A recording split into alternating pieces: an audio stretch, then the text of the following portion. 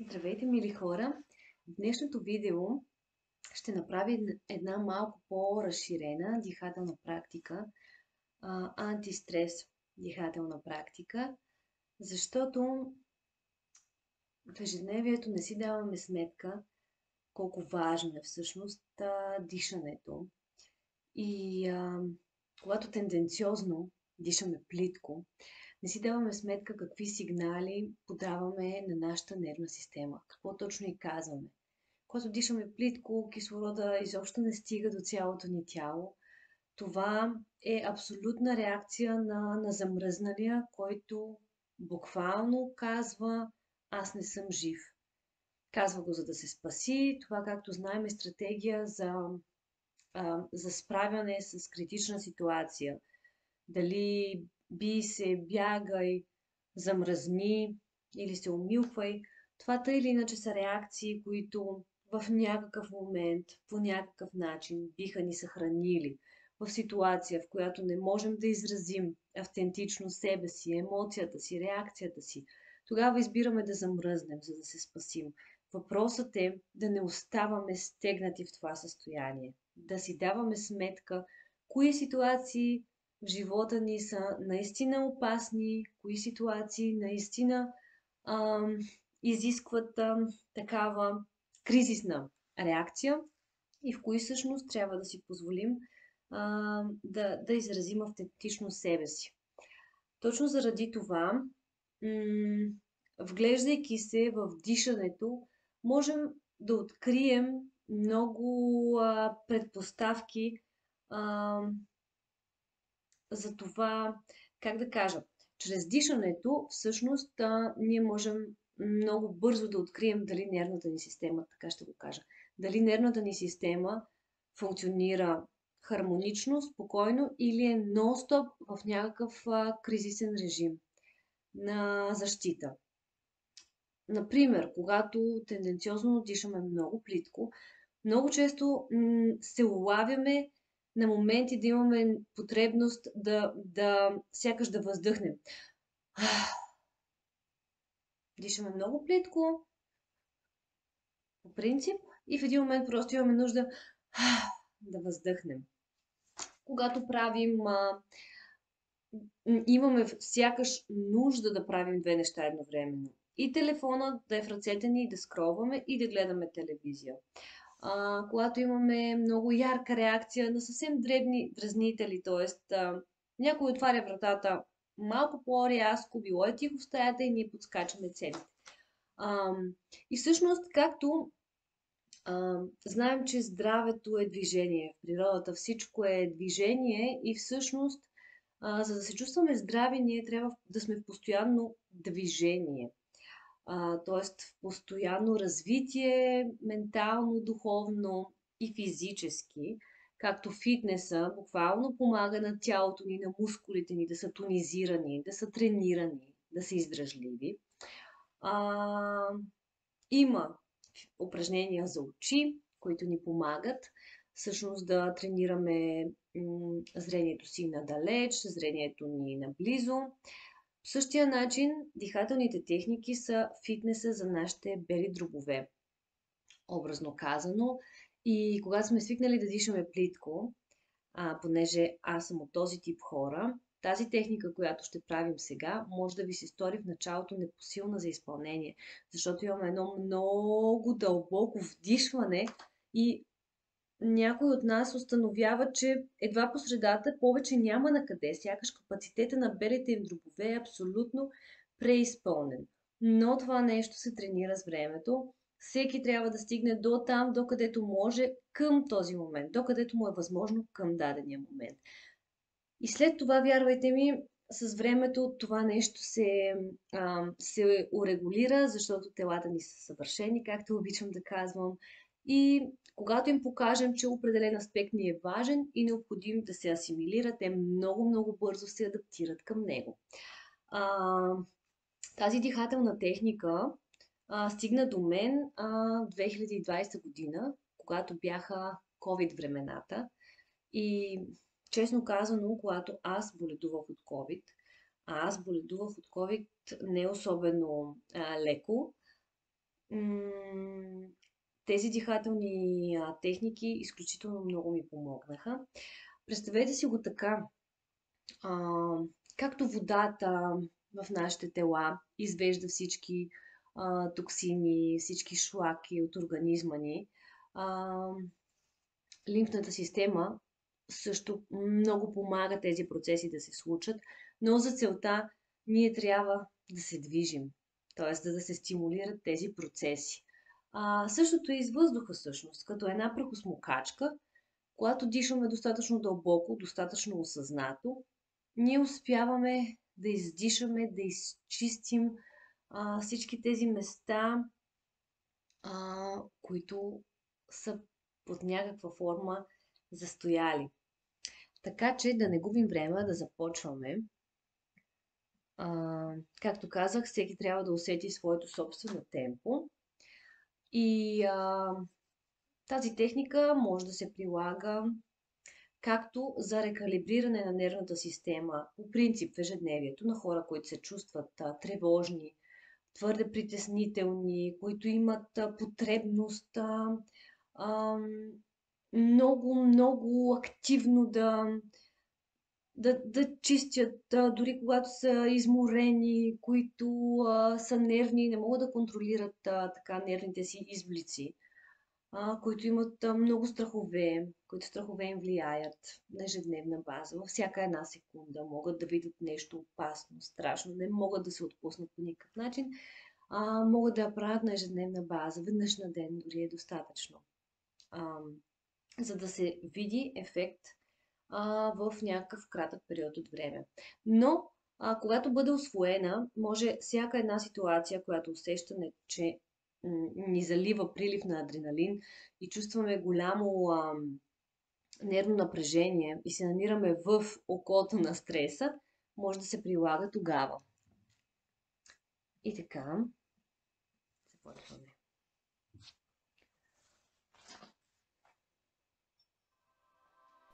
И така, започваме да вдишваме бавно, много бавно до 9, докъдето можем. И след това рязко издишаме до 3. Вдишваме много бавно до 9. Стремим се да вдишваме до 9 и рязко издишваме до 3. Задържаме секунда. Започваме отново бавно да вдишваме до 9. След което рязко издишаме въздуха и задържаме 2 секунди дъха си.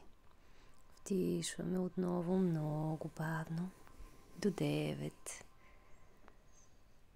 След което рязко издишваме въздуха до 3 и задържаме 2 секунди. Вдишваме бавно до 9. Малко по малко изпълваме дробовете с въздух и рязко издишваме до 3, като сега задържаме 3 секунди. И започваме отново да изпълваме дробовете ни с въздух, бавно и постепенно, след което рязко го издишваме. Задържаме 4 секунди и отново започваме да изпълваме дробовете си с въздух, малко по малко, малко по малко, малко по малко. И рязко издишваме. Сега задържаме дъха в продължение на 5 секунди. Започваме отново да вдишваме. Бавно и постепенно до 9. Издишваме. Задържаме 5 секунди. 1, 2, 3, 4, 5, 6, 7, 8, 9. 1, 2, 3. Задържаме. 1, 2, 3, 4, 5, 6, 7, 8, 9.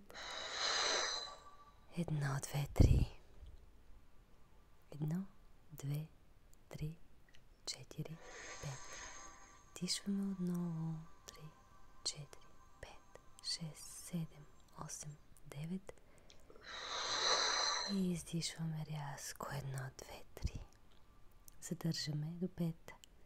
3, 4, 5. Вдишваме отново бавно до 9, 7, 8, 9. И издишваме рязко целият въздух.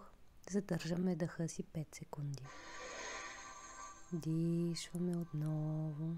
Много бавно ще забележите как вече започвате все повече да успявате да изпълните дробовете си с въздух, броейки до 9.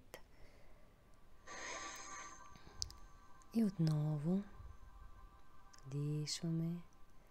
Стремим се въздуха да стигне до корема, да изпълни целия ни корем. Издишваме, задържаме. Дишваме дълбоко. Усещаме как цялото ни тяло се изпълва с въздух и рязко го издишваме, освобождавайки се от напрежението. Задържаме 5 секунди така и отново започваме да се изпълваме с въздух. Вдишваме, вдишваме, вдишваме. Издишваме. Задържаме. И отново вдишваме, вдишваме, вдишваме, вдишваме.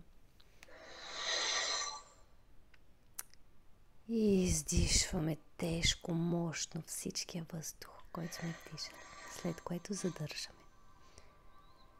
Вдишваме, вдишваме, вдишваме, вдишваме, вдишваме, вдишваме. И издишваме рязко и задържаме.